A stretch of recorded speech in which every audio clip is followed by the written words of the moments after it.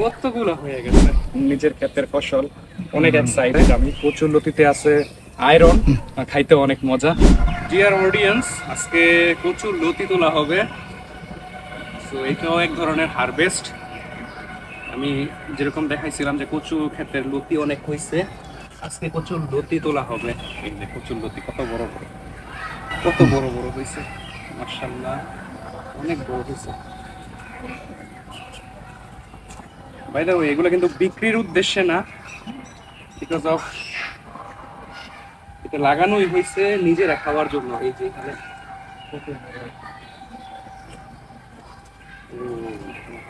বিশাল লম্বা লম্বা, এক একটা অনেক বড় বড়। কতগুলো তুলে ফেলাইছি, অনেকগুলো তুলে ফেলাইছি, আরো আরো তুলবো।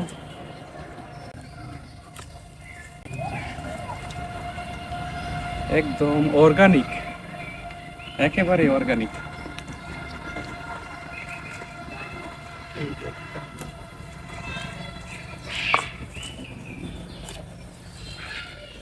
কতগুলো, ওই দিকটাতে আরো বেশি মোটা মোটা আছে।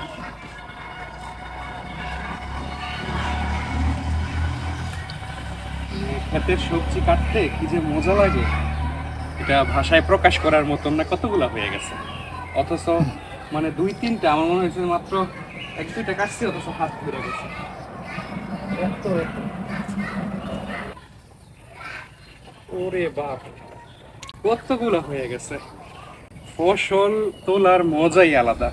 এটা যে কি ধরনের অনুভূতি, এটা ভাষায় প্রকাশ করার মতো না। নিজের ক্ষেতের ফসল, অনেক এক্সাইটেড আমি। বিশেষ করে কচুরলতি খাওয়ার কিন্তু অনেক উপকার। কচুরলতি খাইলে শরীরের মধ্যে যেই কোলেস্টেরলের মাত্রা আছে এগুলা কমে যায়।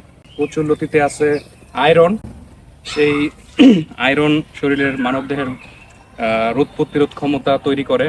ইমিউন সিস্টেম যেটা, ওটাকে অনেক বেশি গ্রোথ করে। তারপরে এটার মধ্যে রক্ত, যে শরীরের রক্তকণিকা, এগুলো অনেক ফ্রেশ, পরিষ্কার করে।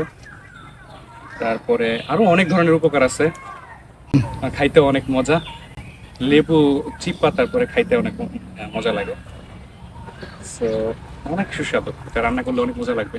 সো আপনারা কে কে খুব কচুরলতি খাওয়া পছন্দ করেন অবশ্যই জানাবেন।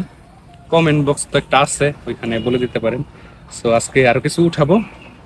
টাটা।